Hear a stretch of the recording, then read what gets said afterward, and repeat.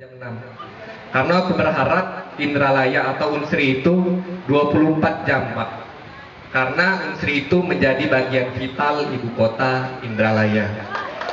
Paling tidak sedikit-sedikitnya jangan pakai sikok pintu sebelah sana, wae.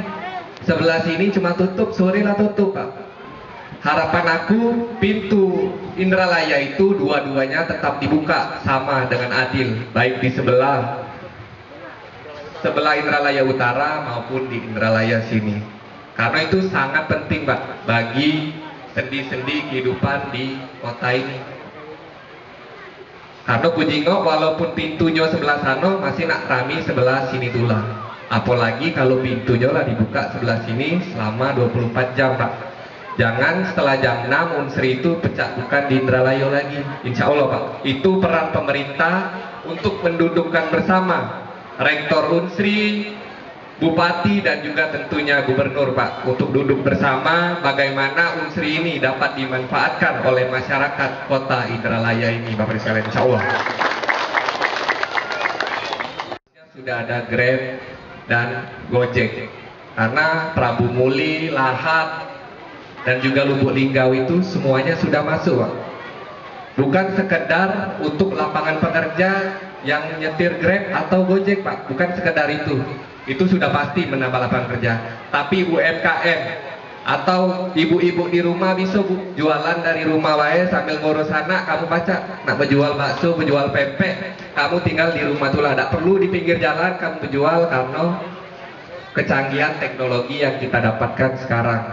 Jadi insya Allah Bapak Ibu sekalian, sebenarnya masalah itulah guna pemimpin, Pak. Guna pemimpin, guna bupati itu untuk melobi ke Jakarta. Bukan masalah melobi ke pemerintah saja, Pak, bahkan ke perusahaan-perusahaan swasta. Aku yakin Gojek, Grab itu kalau bupatinya yang datang, kami punya Unsri, kami ibu kota penyangga, tidak mungkin, Pak, tidak disegerakan untuk membuka lapangan kerja. Jangan bolak-balik Jakarta baik, tak katik hasil, Bapak Ibu sekalian. Jadi insya Allah di umur aku yang muda ini, Pak, aku ada kemarin sedih, Pak. Mungkin kalian di sini agak sedikit beruntung. Kemarin aku ke perbatasan Oki sama OI di Kecamatan Kandis, di desa Kumbang Ulu, Kumbang Ilir, sama Tanjung Alai. Sama, Pak. Kesempatannya sosialisasi calon bupati, aku bertatap muka langsung dengan masyarakat di sana. Yang bikin aku sedih dan miris itu, Pak, apa?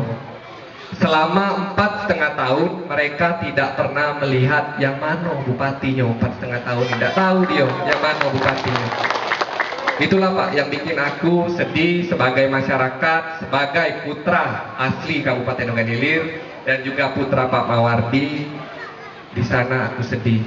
4,5 tahun ini seperti berjalan di tempat. Itulah kenapa aku hadir di umur aku yang muda ini, yang sedang semangat-semangatnya ini, tidak akan menjadi alasan aku untuk tidak melihat langsung, untuk tidak mendengar langsung apa yang menjadi keresahan, apa yang menjadi cita-cita masyarakat Kabupaten Ogan Ilir. Insya Allah, Bapak sekalian.